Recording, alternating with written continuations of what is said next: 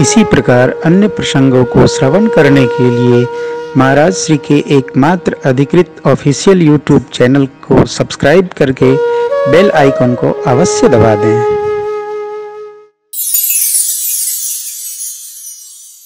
सब प्रयाग के निवासी लोग भगवान के दर्शन करने भरद्वाज जी के पावन आश्रम पर आए। भगवान ने रात्रि विश्राम किया और प्रातःकाल त्रिवेणी संगम में स्नान करके मुनिदेव भरद्वाज जी के चरणों में प्रणाम करके उनसे पूछे, प्रभु हम किस मार्ग से जाएं, किधर जाएं? भरद्वाज जी ने कहा, हे राम जी, आपको सारे मार्ग अनुकूल हैं, आप जिधर जाएं। सदाचारी के लिए पूरा देश अनुकूल मार्ग है। सद आचारी, सद माने सत्य, आचार माने आचरण। सत्संगी के लिए कोई कष्ट नहीं है, सर्वकाल आनंद है साहब। भगवान ने 3 वस्तु दुनिया में सब जगह भेज रखी है। क्या? आलू,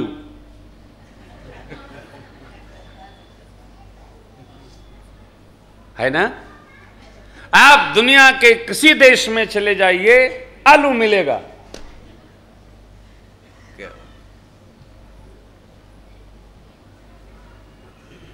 सत्संगी, कहीं चले जाइए, सत्संगी एक मिलेगा आपको। जहाज में चढ़ जाओ, ट्रेन में चढ़ जाओ,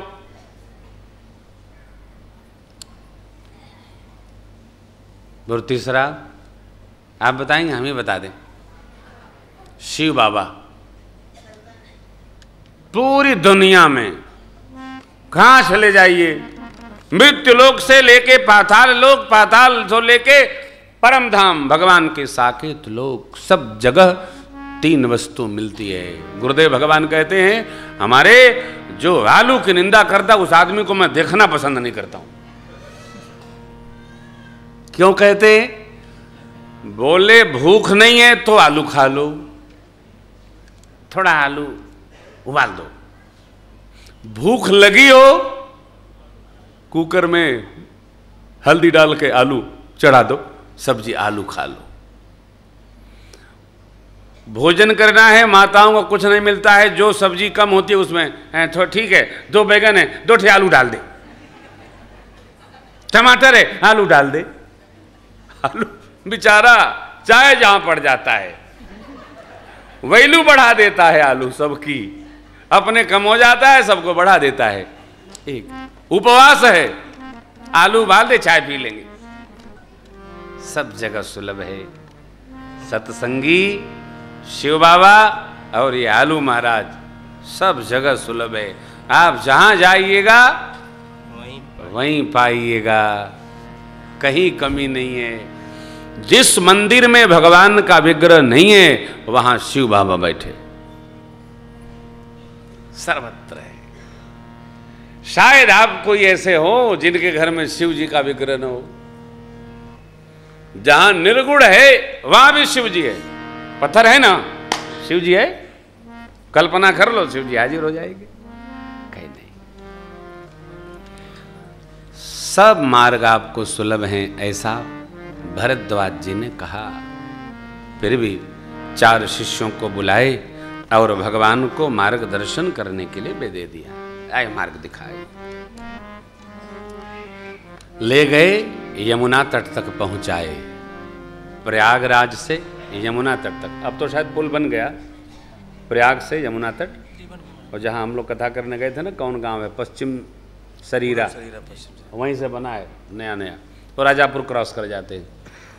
तो वहाँ यमुना तट पर ले गए, प्रभु स्नान किए, ब्रह्मचारी लोगों को विदा किए।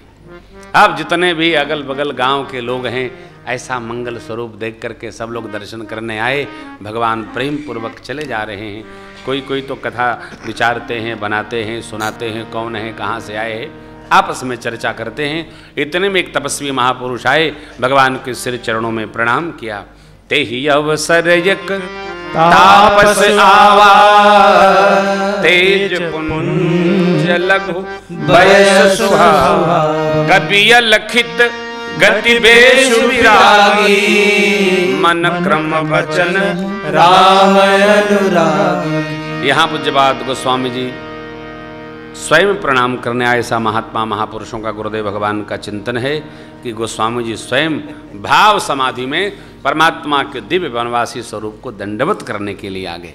सजल नयन तन पुलक निज इष्ट देव पहिचान, पर उदंड जिमि धरनि तल दसान जाई बखान। गोस्वामी जी भाव समाधि में हैं, भगवान के श्री चरणों में दंडवत किए हैं, जैसे जन्म का दरिद्र पारस मणि पा गया हो। भगवान ने उठाकर गोस्वामी जी को हृदय से लगा लिया। लक्ष्मण भैया के चरणों में दंडवत किए, वो भी प्रेम पूर्वक उठाकर गोस्वामी जी को हृदय से लगा लेते हैं। मेरी माँ के श्री चरण के रज को मत्थक लगाया है। आहा, अपने सौभाग्य की सराहना गोस्वामी जी करते हैं। भक्तराज निषाद जी गोस्वामी जी के चरणों में प्रणाम करते हैं। उनको देखकर अरे गोस्वामी जी गदगद हो गए। कैसा इनका सौभाग्य है जिनको भगवान की सेवा ऐसी अद्भुत प्राप्त हुई है। बड़ा हर्ष हुआ, विदा किए। गांव नगर के नर नारी भगवान के दिव्य वनवासी भाव का दर्शन करते हुए बहुत गदगद है। जिस जिस वृक्ष के नीचे बैठते हैं उनकी कल्प वृक्ष प्रशंसा करते हैं। जिस गांव नगर के निकट से होकर के जाते हैं देवलोक उन गांव नगरों की प्रशंसा करते हैं। अरे जिस सरोवर का दर्शन करते हैं मान सरोवर उनकी जय जयकार करते हैं। वो लोग जिनने भगवान का दर्शन किया धन्य हैं। जिस घड़ी में भगवान ने उनको जन्म दिया वो घड़ी धन्य है, वो क्षण धन्य है। भगवान को जाते देख मेघ छाया कर दे, शीतल मंद सुगंध बयार बहती है। देवता पुष्प की वृष्टि करके और प्रशंसा करते हैं।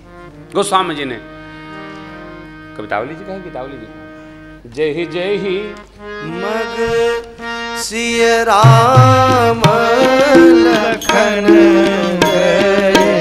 जय ही मग सिय राम लखन गए, कहता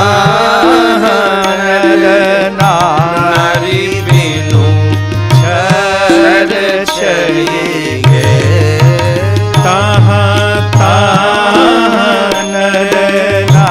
नारी बिनु छर छड़ी गे। निरखी निकाई अधिकारी पीठ कित निरखी निकाई अधिकारी पीठ कित भय, बच नैन सर शोभा शोभा भरी गए, बच नैन सर शोभा शोभा भरी गे।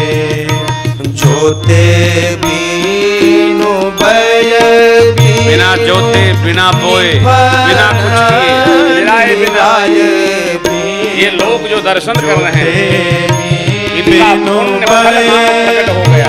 बिनु निफना निराए बिनु सुग्रीव सुखित सुख साली फूल फरी गए, पुण्य रूपी धान अपने आप दर्शन से फल गया।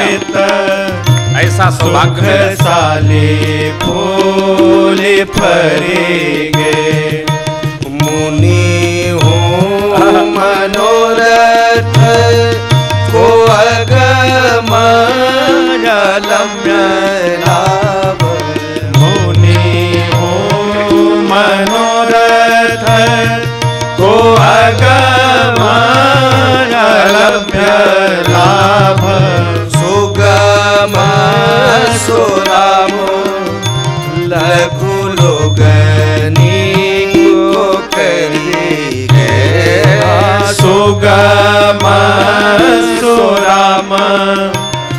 लघु लोगनी को करेंगे।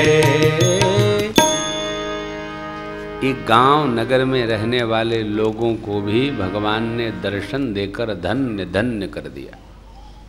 कई तो पानी लाते हैं, रखते हैं, भगवान माँ को पिलाते हैं, उनको बहुत स्नेह देते हैं, विदा करते हैं। आप जो देते हैं वो आपको मिलता है। प्रेम देंगे प्रेम मिलेगा, बैर देंगे बैर मिलेगा। दुनिया का कोई भी देश भारत जैसा नहीं है। जो आता है वो हमारे प्रेम में यहीं पक जाता है। हमने दुनिया के किसी देश पर आक्रमण नहीं किया, आक्रमण झेला है। क्यों?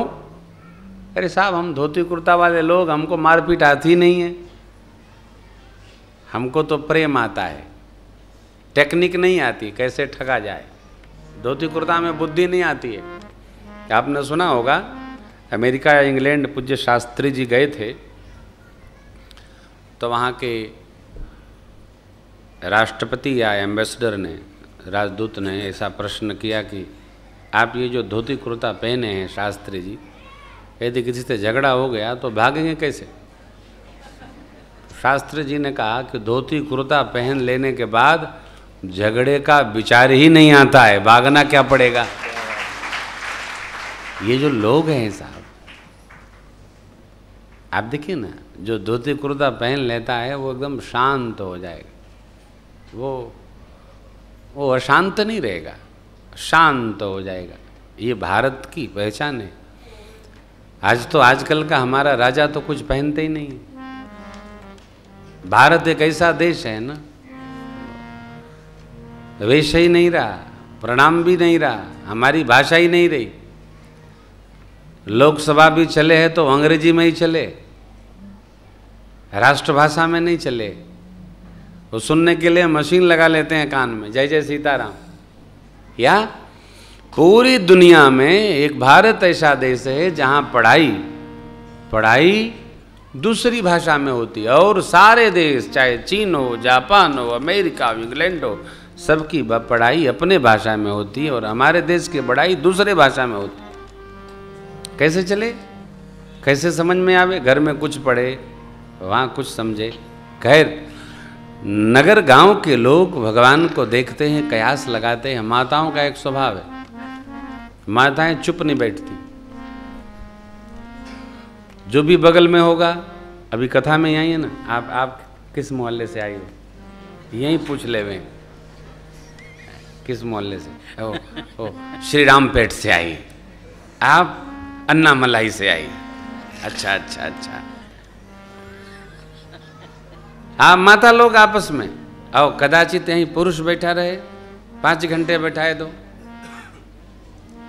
तो थोड़ा बढ़ के बैठो, बस इतने बताएगा, थोड़ा बढ़ के देखो। आप इतनी जगह है, इतनी जगह पुरुष मिला लीजिए, 25% माताएं ज़्यादा बैठी हैं। क्यों? प्रेम से आप में एक दूसरे के पास होके बैठती हैं। स्वभाव माताएं हमारी ऐसी अनुरागिणी है ना। सीता मैया से पूछी गांव की माताएं, सखी कोटि मनोज लजावनी सुमुखी कहूँ को हे सुंदर मुख वाली, एक करोड़ों करोड़ों कामदेव को लजा देने वाले आपके कौन हैं? पूछा क्या? ये करोड़ों करोड़ों कामदेव को लजाने वाले कौन हैं? माँ परिचय लक्ष्मण भैया का देती। ये जो गोरे वाले हैं ना, ये मेरे देवर है। और भगवान की ओर माँ ने थोड़ा घूंघट को, पल्लू को आगे बढ़ाया, और परमात्मा की ओर देखकर माँ ने नेत्र नीचे कर लिया। माताएं समझ गईं कि ये इनके ये है, बस कहना ही नहीं। आप जानते हैं ना, पुराणों में लिखा है, पत्नी को पति का, पति को पत्नी का नाम लेकर नहीं बुलाना चाहिए। इससे दोनों की आयु कम होती है, क्षीण होती है।